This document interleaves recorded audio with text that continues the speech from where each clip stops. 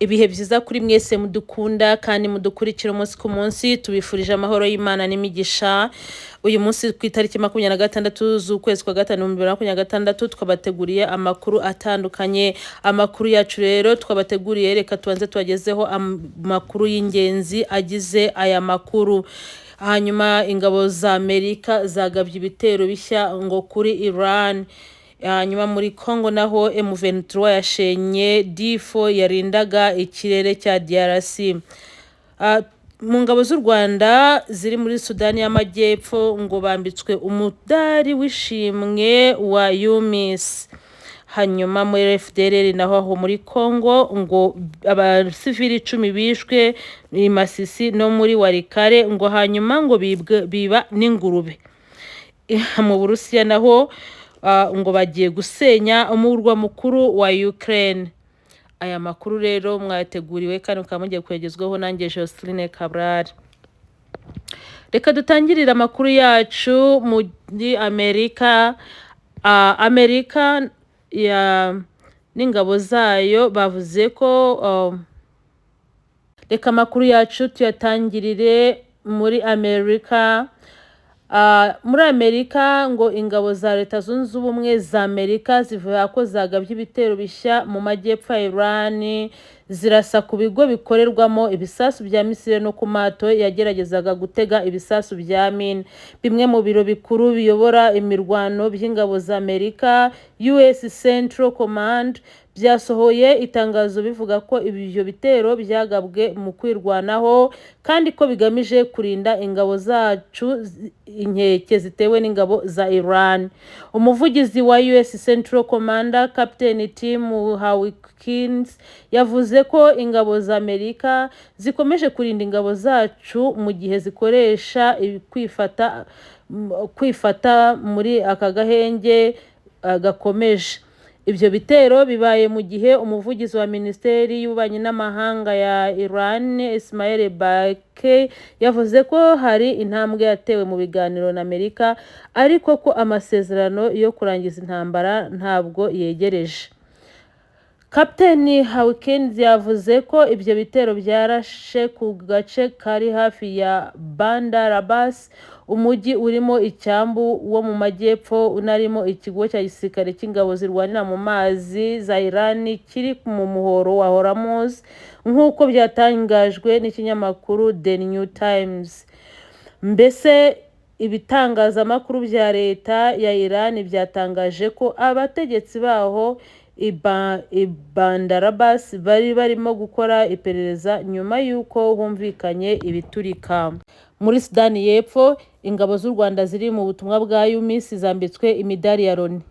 Abasirikare b'u Rwanda bari mu butumwa mu muryango w'abibumbye bwo kubungabunga amahoro muri Sudani y'Epfo kuri uyu munsi bahawe imidari y'ishimwe ya Loni mu muhango wabereye mu kigo cya Loni kiri Malakai muri leta ya Upper Nile, mu rwego rwo kubashimira ubwitange, ubunyamwuga n'umusanzu wabo mu guteza imbere amahoro no kurinda abasivili.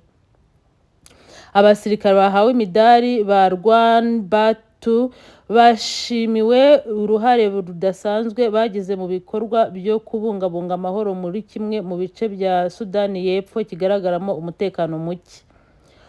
Umugaba mukuru w'ingabo za UMIS Maj Generali Juhui Wu wari uyoboye uwo muhango yashimiye abasirikare b'u Rwanda ku bwitange, imyitwarire myiza ndetse n'uruhare mu gushyigikira amahoro ku ruhando mpuzamahanga. Yagize ati, imidari mwahawe uyu munsi igaragaza icyizere mufitiwe n'umuryango w'abibumbye ndetse n'umuryango mpuzamahanga. Igaragaza ubutwari bwanyu, ukwihangana n'ubunyamwuga mu kazi gakorerwa mu bihe bikomeye kandi gasaba ubushishozi. Kuva mwagera mu butumwa mwakomeje kugaragaza ubushobozi buhambaye mu kazi, imyitwarire myiza ndetse no gukorera hamwe mu nshingano zanyu. Mwabashije kubungabunga umutekano, kurinda abasivili no gufasha ibikorwa by'ubutabazi kugera aho bikenewe, kandi imyitwarire yanyu yahesheje ishema ubutumwa bwa UMIS. Umuyobozi mukuru uhagarariye ingabo z'u Rwanda muri Sudani y'Epfo, Colonel Emmanuel Kanobayire, yavuze ko abasirikare b'u Rwanda bambitswe imidari bujuje inshingano zabo neza bagahangana n'imbogamizi zitandukanye. Yagaragaje ko iyi midari itagaragaza gusa kurangiza ubutumwa ahubwo ishimangira ubwitange, ubushake, ubutwari ndetse no gukomera mu mahame kubungabunga amahoro mu rwego mpuzamahanga. Uyu muhango witabiriwe n'abayobozi bakuru ba UMIS n'abahagarariye ingabo zituruka mu bihugu bitandukanye bari mu bikorwa byo kubungabunga amahoro muri leta ya Upper Nile muri Sudani y'Epfo. Muri Congo haravugwa ngo FDLR yishe abasivili 10 muri Masisi na Walikale yiba n'ingurube. Umutwe wa M23 watangaje ko abantu 10 biciwe mu bitero byagabwe n'abarwanyi b'imitwe ya FDLR na Wazalendo mu bice byo muri teritwari ya Masisi na Walikale mu ntara ya Kivu y'Amajyaruguru muri Repubulika Iharanira Demokarasi ya Kongo. M23 mu itangazo yasohoye n'umuvugizi wayo Lawrence Kanyuka yavuze ko ibitero byabaye mu ijoro ryo ku cyumweru tariki 24 Gicurasi 2026 hagana saa 4 z'ijoro. Ati kwa 24 Gicurasi 2026 hagana saa 4 z'ijoro itsinda rinini ry'abarwanyi ba FDLR rifashijwe n'imitwe ya Wazalendo ryagabye igitero gikomeye kandi cyateguwe ku midugudu ya Maremo na Karembe iri hagati ya Masisi na Walikale. Kanyuka yavuze ko muri Maremo abaturage 7 bishwe abandi 3 bagakomereka bikomeye. Muri Karembe ho havuze ko abandi bantu 3 bishwe 9 bagakomereka ndetse hakanashimutwa umukuru w'umudugudu. Ati muri Karembe abo barwanyi bishe abandi ba sivili 3 bakomeretsa abaturage 9 ndetse bashimuta umukuru w'umudugudu kugeza ubu utaramenyekana aho aherereye. Nkuko byatangajwe na Lawrence Kanyuka, mbere y'uko kuva muri aka gace abo barwanyi banasahuye abaturage bo mu mudugudu wa Bweru batwara inka 11 n'ingurube nyinshi. M23 yashinje ubutegetsi bwa Kinshasa gukomeza gufasha no gukorana na FDLR, ibintu yavuze ko biri mu bikomeje guteza umutekano muke no gukorerwa urugomo rw'abaturage bo mu burasirazuba bwa Kongo. Tukiri muri Kongo rero, M23 yashenye D4 yarindaga ikirere cya DRC. Umutwe wa M23 wagabye igitero gikomeye ku kibuga cy'indege cya Kisangani mu burasirazuba bwa Repubulika Iharanira Demokarasi ya Kongo, aho amakuru bwiza yabonye avuga ko kibasiye ibikorwa bya gisirikare byakoreshwaga mu kugaba ibitero bya drone ku bice bitandukanye biri mu maboko ya M23. Iki gitero kandi cyashenye intwaro yo mu bwoko bwa D4 yarindaga ikirere cya RDC yari iri kuri kiriya kibuga. Amafoto bwiza yabonye agaragaza iyo ntwaro yangiritse bikomeye nyuma y'icyo gitero.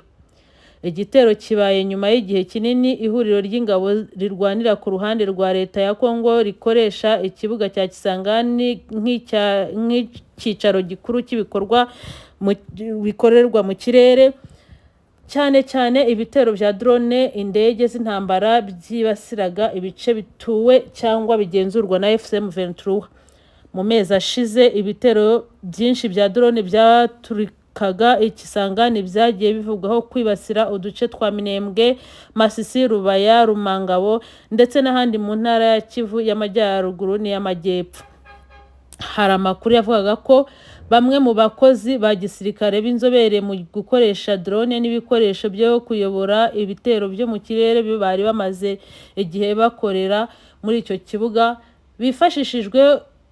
bifashishije ubufasha bw'ingabo n'abajyanama ba gisirikare baturutse mu bihugu bifatanya na FARDC. M23 imaze igihe ishinja ihuriro ry'ingabo za leta ya Kongo gukoresha drone mu bitero bivugwamo no kugwa kw'abasivili, cyane cyane mu bice byegereye imirongo y'urugamba. Kisangani ifatwa nk'ahantu h'ingenzi mu bikorwa Kisangani ifatwa nk'ahantu h'ingenzi mu bikorwa bya gisirikare kubera ikibuga cyayo cy'indege gifasha mu gutwara ibikoresho bya gisirikare, ingabo ndetse no kuyobora ibikorwa byo mu kirere mu burasirazuba bwa Kongo. Ibikorwa bya drone muri ako gace byari bimaze gufata intera kuva intambara hagati ya FCM23 n'ingabo za leta ya Kongo yongeye gukaza umurego, aho impande zombi zikomeje gushaka kwigarura ibice bifite akamaro ka gisirikare n'ubukungu. Mu Burusiya, Uburusiya bugiye gusenya umurwa mukuru wa Ukraine. Uburusiya bwatangaje ko bugiye kugaba ibitero bukomeje kwita ibitero byateguwe kandi bikurikirana ku bikorwa bya gisirikare, inganda zikora intwaro muri Kiev, umurwa mukuru wa Ukraine, bunasaba abanyamahanga bose kuhava byihuse. Ibyatangajwe na Minisiteri y'Ingabo y'Uburusiya kuri 25 Gicurasi 2026 ivuga ko ibyo bitero ari igisubizo ku gitero cya drones Ukraine yagabye mu cyumweru gishize mu gace ka Starobilsk gaherereye muri Luhansk igenzurwa n'Uburusiya, mu cyahitanye nibura abantu 18. Moscow yavuze ko Ukraine imaze kongera ubushobozi bwayo mu ntambara ikoresheje drone, cyane cyane mu kugaba ibitero ku bikorwa remezo by'ingufu n'ibindi bikorwa by'Uburusiya. Uburusiya bwo bukomeje kwifata ibyo bitero iterabwoba, bikomeje kubyita ibitero by'iterabwoba, bukabisubizanya ibisasu bya missiles na drones. Mu itangazo ryasohowe na Minisiteri y'Ububanyi n'Amahanga y'Uburusiya yavuze ko igitero cya Starobilsk cyabaye igitonyanga cya nyuma, bityo ko igihugu kigiye gutangiza ibitero bikomeye bizibasira ahakorerwaga drone naho zitegurirwa gukoreshwa. Iryo tangazo ryavuze ko ibyo bikorwa biri muri Kiev hose, ariyo mpamvu abanyamahanga harimo abadiplomate n'abakora mu miryango mpuzamahanga basabwe guhita bava muri uwo mujyi. Uburusiya kandi bwasabye abaturage ba Kiev kwirinda kwegera ibikorwa bya gisirikare n'ibiro bya leta kuko bishobora kugabwaho ibitero. Nyuma yaho Minisitiri w'Ububanyi n'Amahanga w'Uburusiya Sergei Lavrov yatangaje ko yagiranye ikiganiro kuri telefone na Marco Rubio, umunyamabanga wa Leta Zunze Ubumwe za Amerika, amusaba gukura abakozi ba ambasade y'Amerika muri Kiev mbere y'ibi bitero. Lavrov yavuze ko ibyo bikorwa by'Uburusiya ari igisubizo ku bitero by'iterabwoba bya Kiev bikomeje kwibasira abaturage n'ibikorwa by'abasivili ku butaka bw'Uburusiya. Ukraine yahakanye ibyo birego ivuga ko itigeze igaba igitero ku icumbi ry'abanyeshuri ryavuzwe i Starobilsk, ahubwo ko yari yibasiye umutwe wihariye w'abakoresha drones. Minisitiri w'Ububanyi n'Amahanga wa Ukraine Andriy Sybiha yasabye ibihugu bifatanyije na Ukraine kutagwa mu mutego w'iterabwoba n'igitutu cy'Uburusiya. Nubwo bimeze bityo, Uburusiya bumaze iminsi bugaba ibitero bikomeye kuri Kiev no mu nkengero zawo. Mu mpera z'icyumweru gishize abantu nibura 4 bishwe naho abarenga 60 barakomereka mu bitero by'amasasu ya drones. Ku cyumweru Moscow yanemeje ko yakoresheje misile ya hypersonic yitwa Oreshnik ishobora no gutwara intwaro za nuclear. Ni ubwa gatatu iyo misile ikoreshwa kuva intambara yatangira imyaka 4 ishize. Mu burasirazuba bwa Ukraine, cyane cyane mu duce twa Kharkiv na Donetsk, abayobozi ba Ukraine batangaje ko hari abandi bantu bishwe n'ibitero by'Uburusiya ku wa mbere.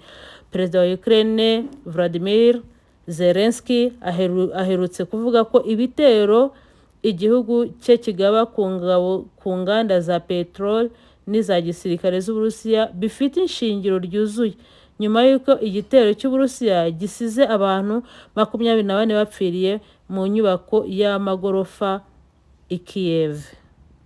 aya makuru rero naha tuyasoreje uyu munsi. Aya makuru mukaba mwayateguriwe kandi mukaba mugejejweho nanjye Joseline Cabral.